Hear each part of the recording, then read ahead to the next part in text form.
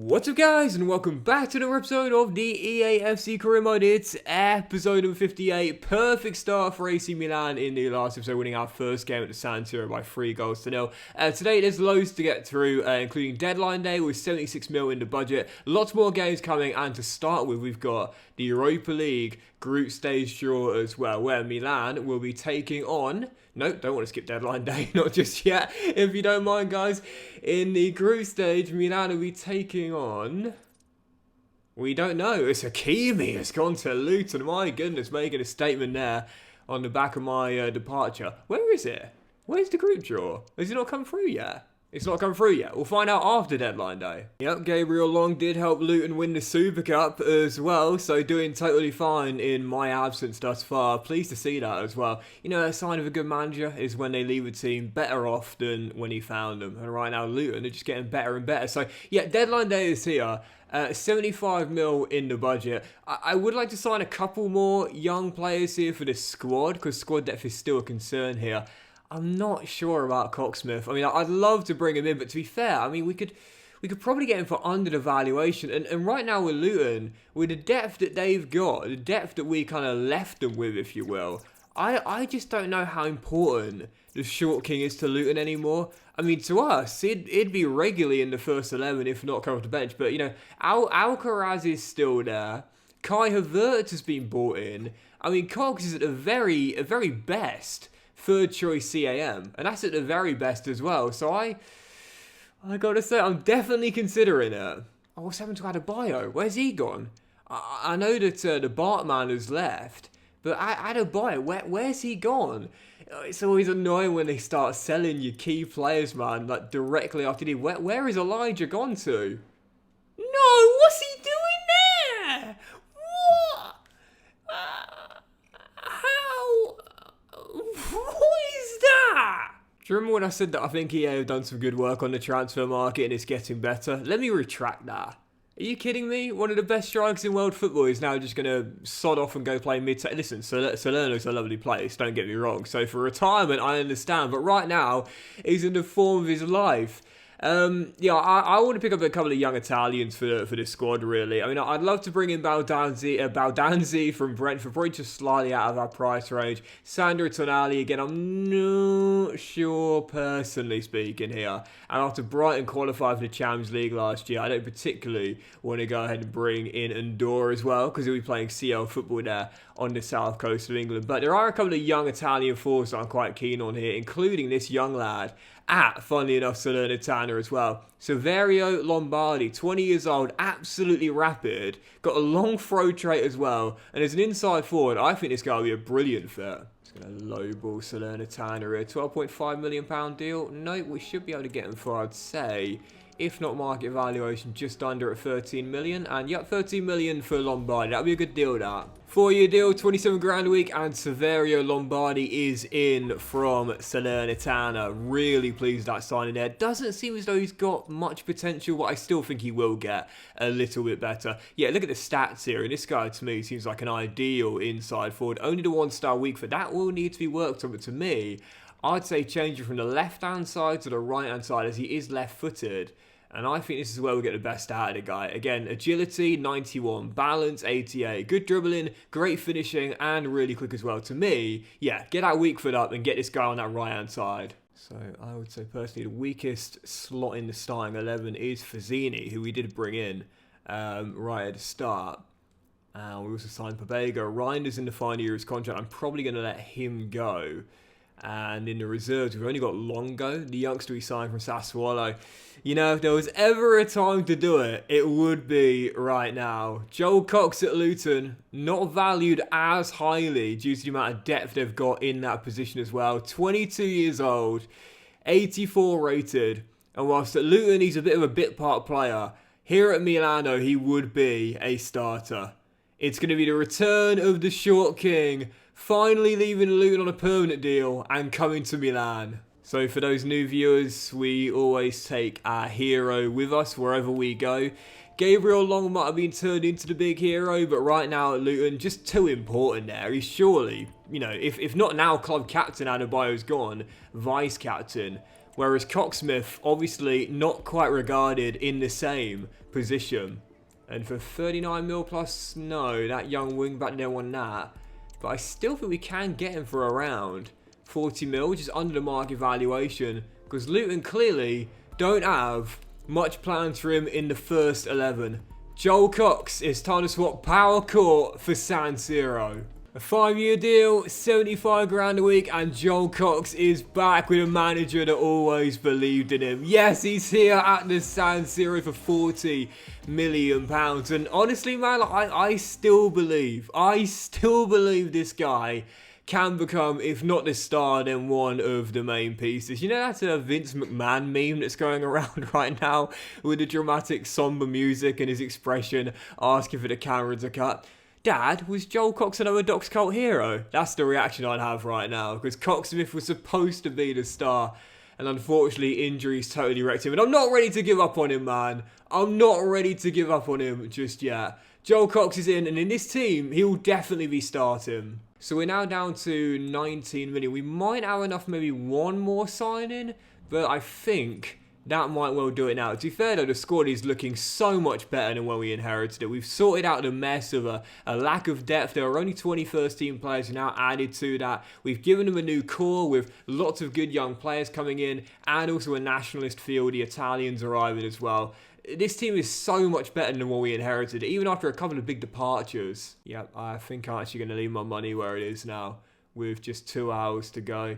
There's no one else we can really pick up to make much of a difference, to be honest. I do really want Shabalala, if I'm being totally honest, man. I do want him, but I don't know. We've already signed one Luton Town player on deadline day. Can we get another? Not too sure about that.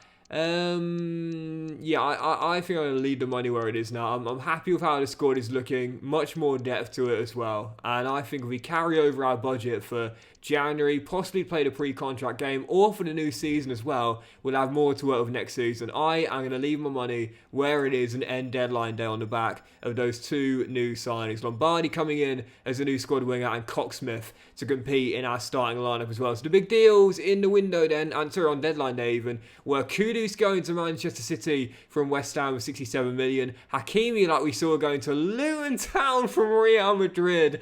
And also Buongiorno going from Leipzig to Leverkusen as well. Deadline day comes to an end, 2 new signings in, and I'm really happy with how we've rebuilt this Milan side in the summer window. And so we now have 3 more scouting updates as well. We shall see if anyone has made the academy from this batch of scouting. Pietro Rossi could be alright. Continue the scouting just for now though, as we look for the creme de la creme, even in our first season with AC Milano. Oh, he could be very good in. And I like the first name as well, Milan. Nezovic should be a fan favourite straight away. We'll continue the scouting just for now though, just in case the potential range drops quite significantly. I don't think he's going to make it, to be honest. We'll do our final scouting, which is from Brazil. So far, no one making the academy yet. But again, even though it's our first season with Milan, you got to remember it's season 7. So just how much could these players develop between now and when the save eventually, unfortunately, will come to an end? We still want to make sure we get the very best youth players we can. In fact, I actually might change Cox's number to 32 for the David Beckham throwback, if you will. To a bag. Oh yeah, because he wears it in real life, doesn't he? You might notice that if a player wears that number in real life, I don't take it off them. You know, I know some of you were curious as to why Adebayo continued to wear number 11 when he easily could have had number 9 for a few years. It's because he wears number 11 in real life. So to me, I don't like to change the numbers of players who wear it in real life. Anyway, following game, Udinese, let's crack on. Yep, first game, Udinese, and to be fair, I will have Cox off the bench in this game after Fazzini's goal on his debut, but I'm sure in time he'll be in this starting 11. For now though, on the bench. Fazzini bagged a goal on his debut, so I don't think it'll be fair to drop him for this one really, but that's why I do see Cox in this team, in that CM role, possibly again switching to 4-2-3-1. I guess we'll have to wait and see how we're getting on early doors this season. We had a dream start at the San Siro. This is going to be a tough one here away against a good Udinese side who have taken the lead early as well. 10 minutes in and we trail already. Now then. Oh, come on. Come on. Oh my God, what a finish. What a finish. 24 minutes in. And I don't know how you say Docks is a fraud in Italian, but that's the chant coming from the home end. Great finish, to be fair. Can't fault Mike for that, but already 2-0 down. I've said it before and I'll say it again. The most difficult version of the game I have ever played, and then some. We are so far away from where we want to be with this Milan side. It's incredible. I mean, yeah, the summer window, we've done quite well to rebuild the side, but this is still a long way off the glory days. And we've been asked to win the treble this year. I'll be honest here, I'll be satisfied with one. I'll be satisfied with a Coppa Italia grind out 1-0 win against Monza in the final. But there is a chance here. Rafael Leao waits for the current defender to come across and then shoots and scores. And there's half an hour still to go. Come on, Milan. 10 minutes. Leao's got to get there. And Ramos as well. Hold on. Hold on. Oh, still time. Oh, surely no. Hooked away in the nick of time. Ramos shot blocked. And again. Just can't will the ball in. Leao, no, that's blocked as well. Kone! And the death. Milan escape Udinese with a point. Manu Kone is first for the club. Come on! Oh my goodness, relief and then some. But that reaction says it all. Already a slip up on match day 2. Yes, we're a team in transition. Yes, we're a team rebuilding. But also a team that's been asked to win the treble. And draws away against Udinese aren't going to cut it. Lucky escape from 2-0 down, but even so, it's still 2 points dropped. Oh man, never played a more difficult version of the franchise than this, man. Seriously, it's incredible. But anyway, here we go. Europa League group stage draw. Milan asked to win it this season. One of the favourites have got. Wait for it. There we are, Group E, FC Midtjylland of Denmark, Legia Warsaw of Poland, and also Apoel of Cyprus as well. Yep, definitely favourites to top that group there. Next up, Torino at home as we return to the San Siro, and Cox will make his debut here as we go 4-2, 3-1. Let's see if that price tag is justified.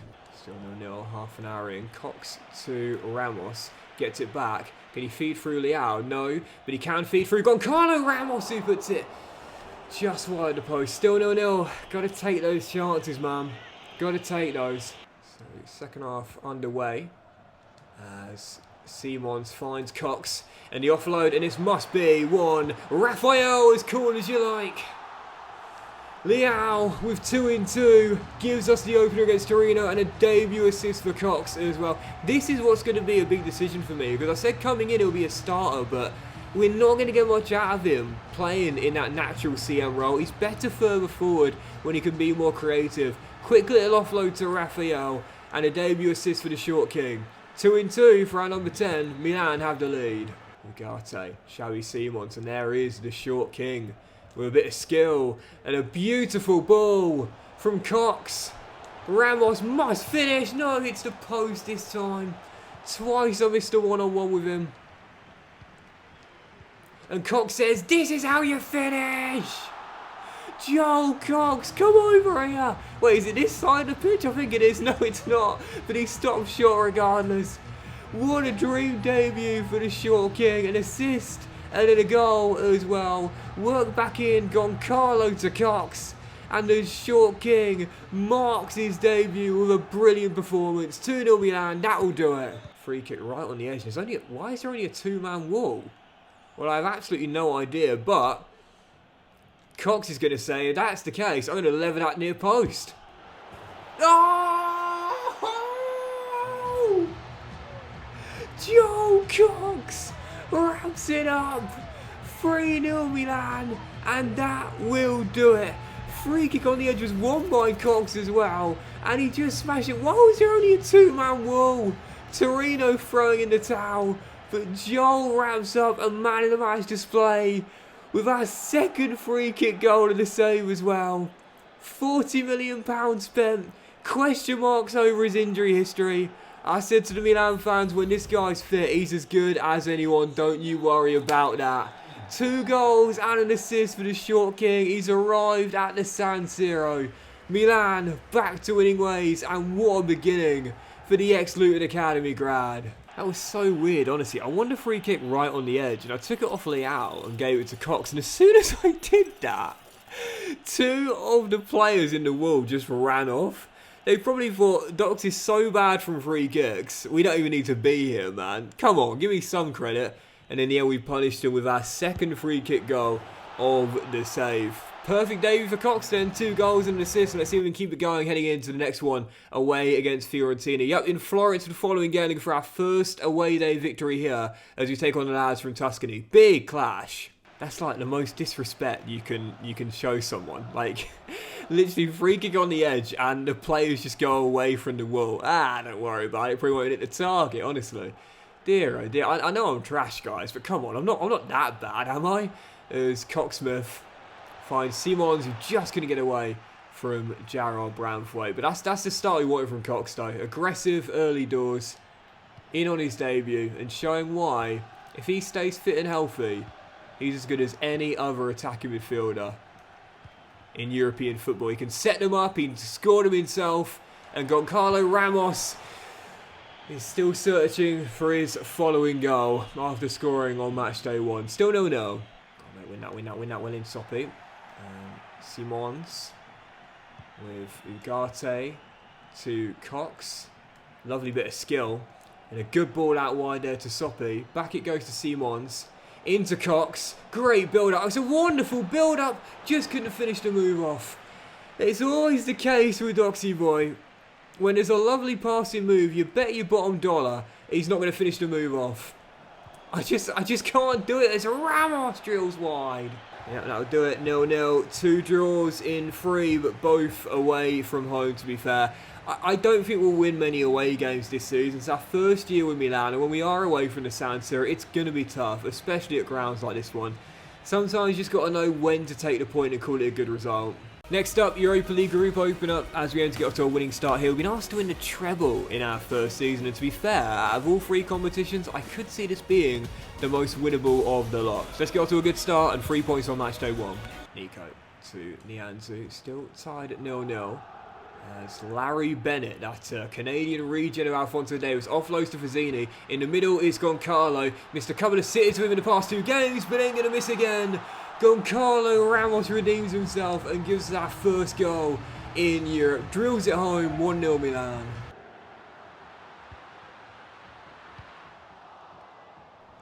Ugarte. Oh! I just picked the ball up, and because there was no time left, I thought, might as well have a shot here. Might as well just lever it just in case.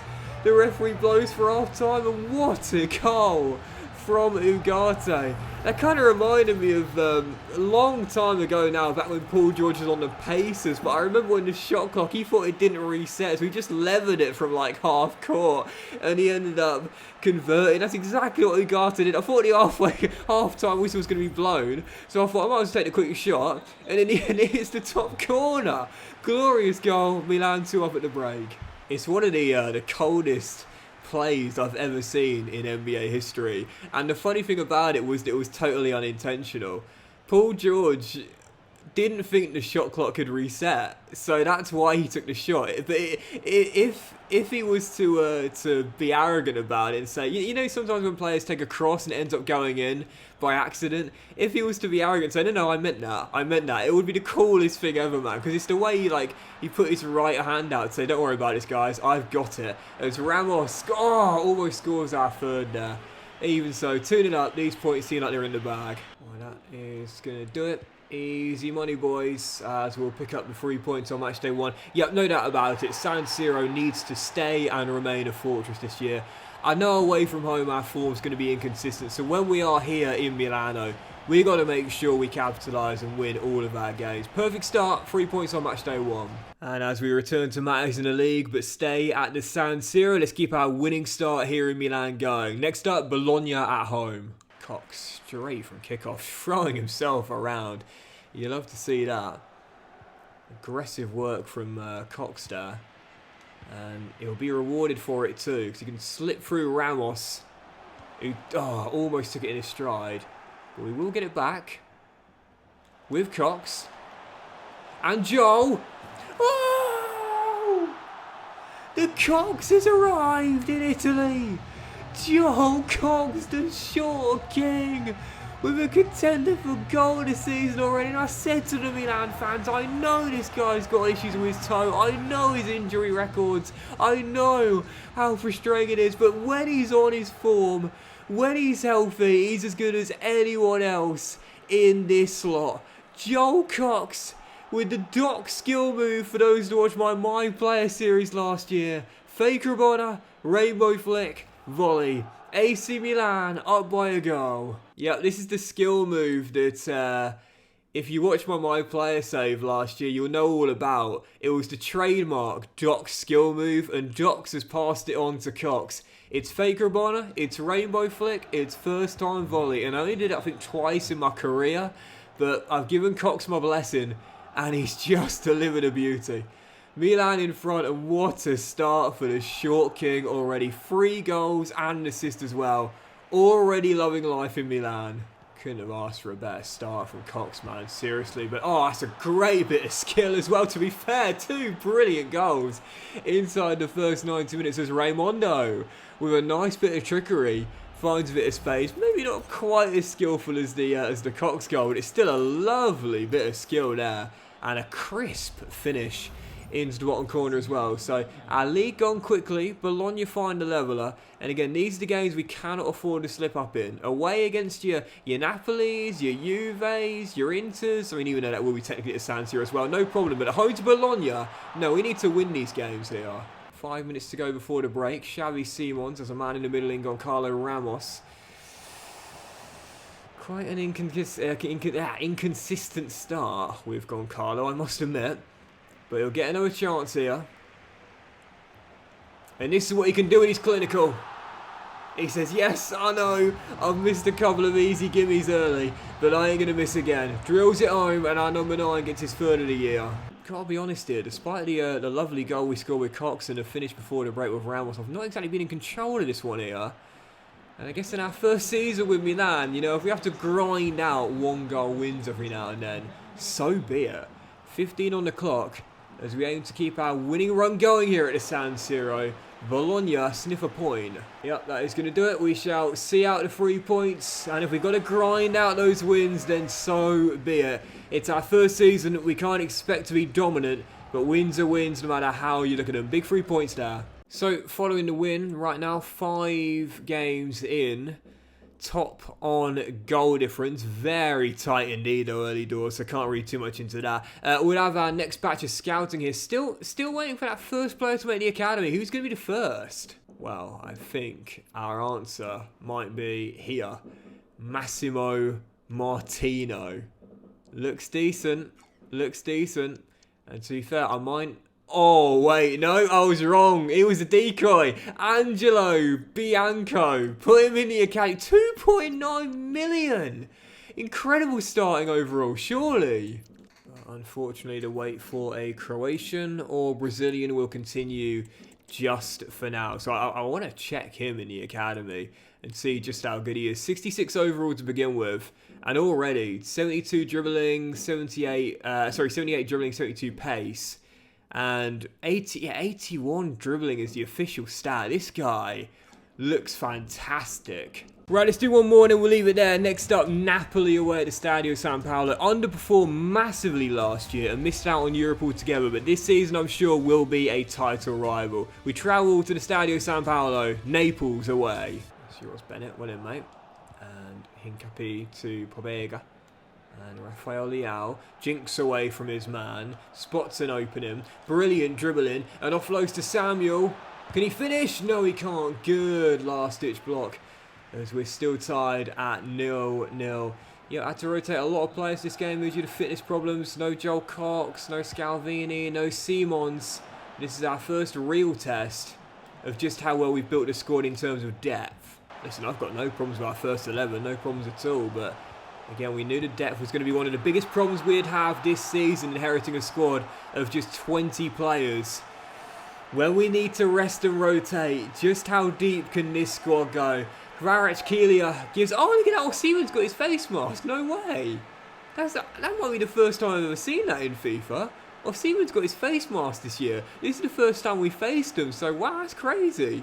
Great finish by the Georgian though, and Napoli have the lead. This is exactly what I was fearing with this Milan side, struggling away from home and in games where we need to rotate. This was, to be fair, on the cards. Kvaratskhelia running through, he's got to finish, and he does. And the 2 stars that have remained at Napoli have got involved in the 2 goals. He scored them both though. Kvaratskhelia gives Napoli a 2-goal lead. You know, I don't like to end on a loss, but unfortunately, I think that is what this game is going to be. Struggled, and this is exactly what I was fearing, and to be fair, exactly what I was predicting as well. There's still time, but this will need to be a goal. Raphael gets away and finishes. 26 minutes to claim a point. Quarter of an hour to go, still time, but boys starting to get tired out there as we're still down by a goal. Can we battle back from 2 goals down for already the 2nd time this season after doing it away against Udinese, or will this be too big of a task? Michael Elise, the ex-Crystal Palace man, feeds it inside. This might do it. Oh, it's going to do it, yeah. Kvaratskhelia at the far post. Nico Williams switches off and allows a free header for the Georgian. Game, set, and match, Napoli win. Yep, you know I don't like to end on a loss, but that's how we're going to end it today. A 3-1 defeat away against Napoli in our first loss as Milan manager. Decent start, but I think the best way of putting it is mixed. 3 wins in our first 6 games, and proof right there. There's a long way to go in this rebuild with AC Milan. But that will end today's episode of the EAFC Career, guys. So big thank you for watching. If you have enjoyed, if you had, then please do drop a like. Much love to you all. Have a fantastic day. And I'll see you for the next episode of the EAFC Career Mode very soon.